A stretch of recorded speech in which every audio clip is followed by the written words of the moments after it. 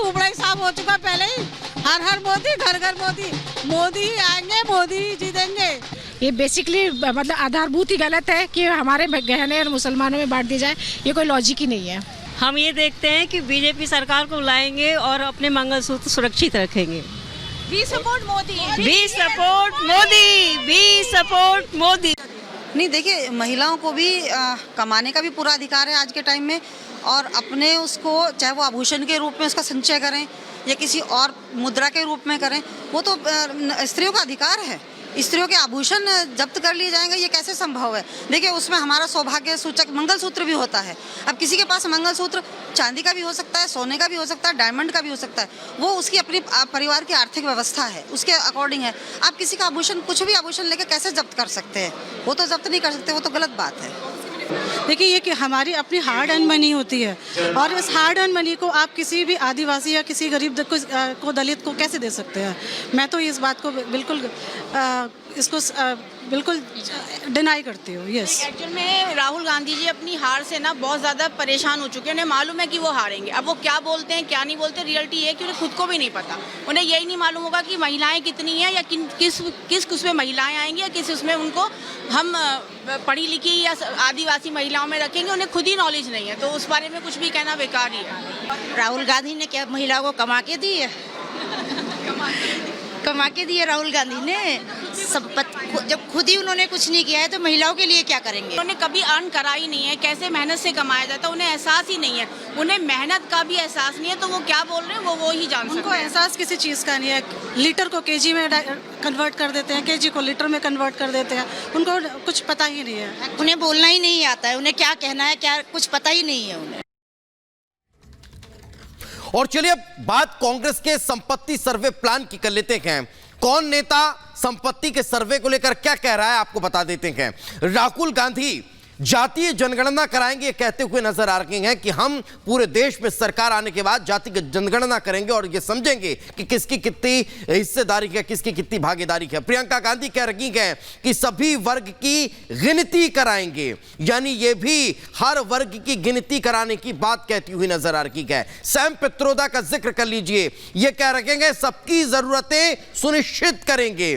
कौन कितना कमा रहा है, किसे कितनी आवश्यकता है, उसका जिक्र जो है वो कांग्रेस लगातार करती नजर आ रही है। न सिर्फ जातिगत जनगणना कराने की बात हो रही है, सभी वर्गों की कमाई का पता लगाने का जिक्र हो रहा है, और इसके अलावा क्या कुछ कह रहे हैं वो फिर आप देख लीजिए। वेल्थ सर्वे कराएंगे। प्रियंका गांधी कह रही है कि सबकी कमाई पता करेंगे, किसकी कितनी कमाई है। तो सैम पित्रोदा कह रहे हैं कि लोगों को अपनी आधी संपत्ति छोड़नी होगी। जिस इंसान ने अपने खून पसीने की कमाई इकट्ठा की, अब कांग्रेस कह रही है कि हमारी सरकार आएगी तो उसे छोड़ना होगा। राहुल गांधी क्या कह रहे हैं एक बार फिर सुन लीजिए। सर्वे के बाद धन का बंटवारा कर दिया जाएगा। सर्वे करेंगे किसके पास कितना धन है, इकट्ठा करेंगे और उसके बाद सबकी जरूरतों के हिसाब से उस धन को बांट देंगे। प्रियंका गांधी कह रही है कमाई के तहत नीतियां बनाएंगे। आप जितना कमाते हैं आपकी नीति उसी हिसाब से होगी, यानी आपकी हैसियत आपकी कमाई के हिसाब से तय हो जाएगी। सैम पित्रोदा क्या कह रहे हैं, इनकम टैक्स 50% बढ़ा दीजिए, यानी आम लोग जो कमा रखे हैं उससे ज्यादा उन्हें टैक्स चुकाने की बात कांग्रेस कहती हुई नजर आ रही है। 50% टैक्स क्या होता है ये आप बहुत अच्छे से बखूबी समझते होंगे। तो ये कांग्रेस का सर्वे प्लान है। अब अगली खबर के लिए रुक करते हैं हमारे सहयोगी अंजलि का। तो बिल्कुल दीपेश, जैसा कि आप कांग्रेस का सर्वे प्लान समझा रहे थे, और इस बीच कर्नाटक से बड़ी खबर सामने आ रही है, जहां कर्नाटक सरकार का बड़ा फैसला सामने आता है कि पूरे मुस्लिम समुदाय को पिछड़ा वर्ग में शामिल कर दिया गया है। राज्य के जितने भी मुस्लिम हैं वो पिछड़ा वर्ग में शामिल कर दिए गए हैं, और इस पर एनसीबीसी ने यानी कि राष्ट्रीय पिछड़ा वर्ग आयोग ने आपत्ति जताई है, इस फैसले को गलत बताया है।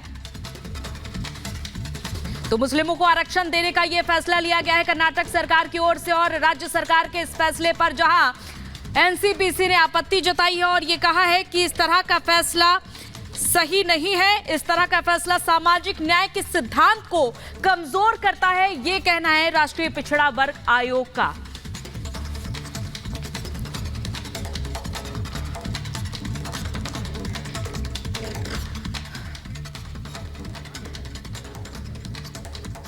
और चलिए अब आपको चुनावी अपडेट बता देते हैं। लगातार चुनाव प्रचार जो है वो चल रहा है और अब आपको चुनावी अपडेट बताते हैं कि कौन कहां कैसे रैलियों को संबोधित करने वाला है। सबसे पहले छत्तीसगढ़ में प्रधानमंत्री नरेंद्र मोदी का चुनाव प्रचार जो है वो आज देखने को मिलने वाला है।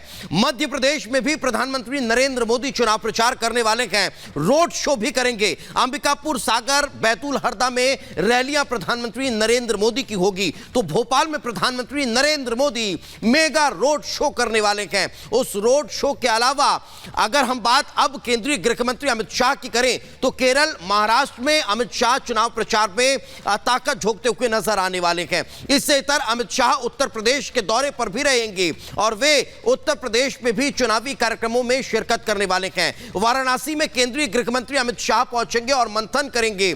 यह मंथन प्रधानमंत्री नरेंद्र मोदी के नॉमिनेशन से पहले है। अब आपको बता देते हैं भारतीय जनता पार्टी के राष्ट्रीय अध्यक्ष जेपी नड्डा के कार्यक्रमों के बारे में। तो बिहार में जेपी नड्डा चुनावी जनसभा को संबोधित करने वाले हैं। भागलपुर, खगड़िया और झंझारपुर में रैली को संबोधित जो है वो जेपी नड्डा करेंगे। इससे इतर अगर इन रैलियों के बारे में जिक्र करें तो आम कार्यकर्ताओं से मुलाकात भी तमाम नेताओं की होने वाली है।